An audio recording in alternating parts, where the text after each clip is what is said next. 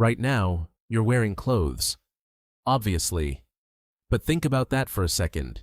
You put on fabric this morning without even thinking about it. Same as brushing your teeth. Same as grabbing your keys. It was automatic. Invisible, almost. You didn't even register it as a decision. Here's the thing, though.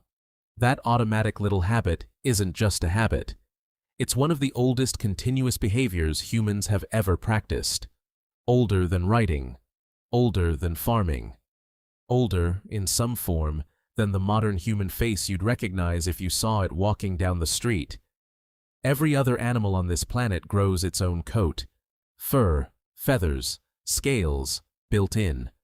No assembly required. No shopping trip involved.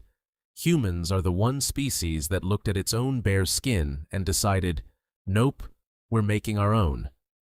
The question is simple. When did that actually start? And why did a hairless ape in Africa end up needing to invent something every fox and every wolf gets completely for free? Let's go back to the real beginning. And the beginning isn't cloth. It's hair loss. Somewhere around 1 to 2 million years ago, early humans started losing their body fur. This almost certainly ties back to sweating. Our ancestors were becoming long-distance runners, chasing prey across the hot African savanna for hours at a time. Thick fur traps heat like a wearable oven.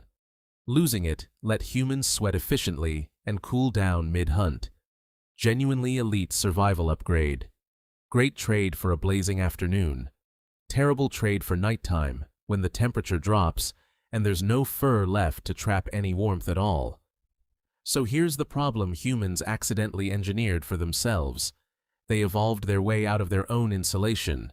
It's basically nature's version of selling your winter coat because it looked good in July. Fast forward to some of the strangest evidence in this entire story. Lice. Yes, lice. Researchers studying human body lice, which can only survive inside clothing, found something remarkable using genetic analysis. Body lice split off from head lice at some specific point in history. By measuring the mutation rate between the two, scientists estimated humans started regularly wearing clothing somewhere between 83,000 and 170,000 years ago. Sit with that for a second. We used parasites to carbon date the invention of the t-shirt. That's older than agriculture by tens of thousands of years. Older than cities. Older than domesticated dogs. Older than practically anything you'd file under civilization. Clothing isn't a modern convenience sitting next to the wheel and the smartphone. It's ancient survival tech. Older than most of what we consider human progress. But here's what makes this so important. Clothing didn't just keep humans warm at night. It's very likely one of the reasons humans could leave Africa at all. Around 70,000 to 60,000 years ago, groups of Homo sapiens began migrating out of Africa into far colder climates across Europe and Asia. Places their bodies were never built for. No fur, no natural cold resistance, no built-in thermal layer of any kind. Without some way to artificially trap body heat, that migration simply doesn't happen. Nobody walks into an ice age wearing nothing and casually sets up camp. So this wasn't fashion. This was the technology that let one fragile, hairless species colonize an entire planet full of climates it was never designed to survive.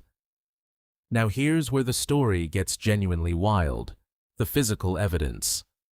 At a site in Morocco called Contrabandier's Cave, researchers found bone tools dated to around 120,000 years ago.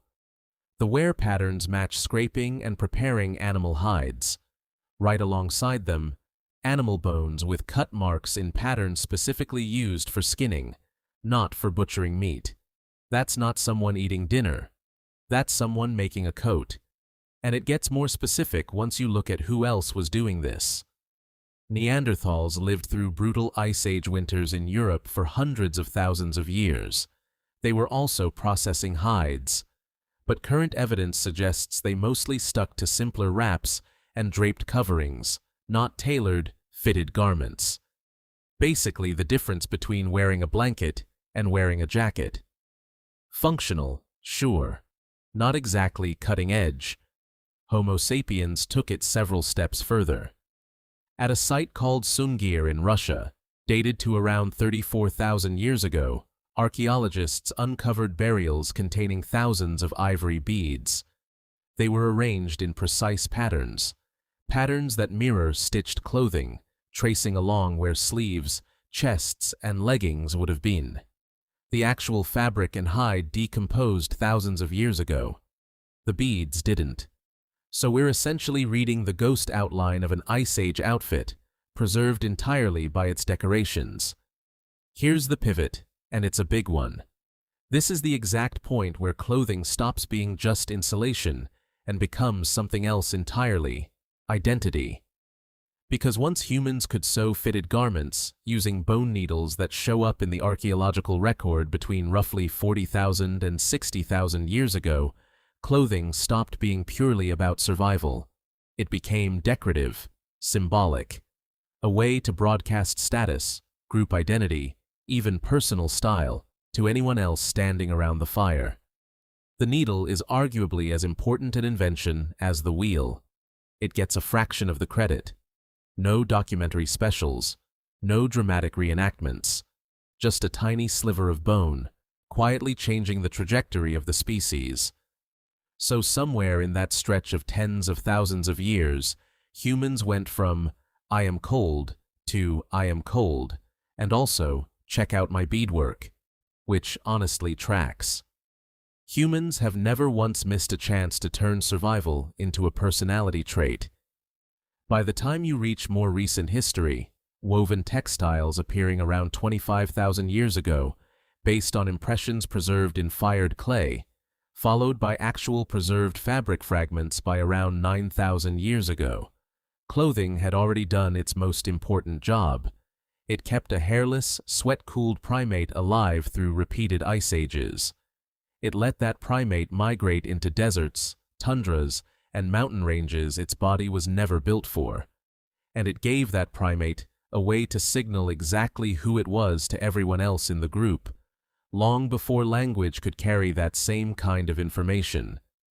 Everything since then, togas, armor, denim jackets, whatever you happen to be wearing right now, is really just decoration layered on top of a system that was already ancient before recorded history even began. So, here's the full picture. Humans lost their fur to become better long-distance hunters. That trade-off left us dangerously exposed once the temperature dropped. Somewhere close to 170,000 years ago, humans started wearing hides to patch that exact problem. That single invention let us survive ice ages our bodies were never designed to handle. It let us walk out of Africa and spread across nearly every climate on Earth. And somewhere along that timeline, it stopped being just survival and quietly became identity. Beads, patterns, status, personal style. Which brings us right back to you, this morning, getting dressed without thinking twice about it. That small, boring, completely automatic act? It's a direct continuation of a technology that let your ancestors survive conditions that would have killed a naked human in a matter of hours. You're not just getting dressed. You're participating in one of the oldest, most quietly important inventions our species ever pulled off, right before you grab your coffee and walk out the door like it's nothing at all. Being human has never really been about what our bodies came with. It's about what we built to make up for what we didn't have. And somehow, that story is still playing out every single morning, one sleeve at a time. If this one pulled you in, there are a lot more of these ancient origin stories waiting. The kind that make you look at ordinary habits completely differently.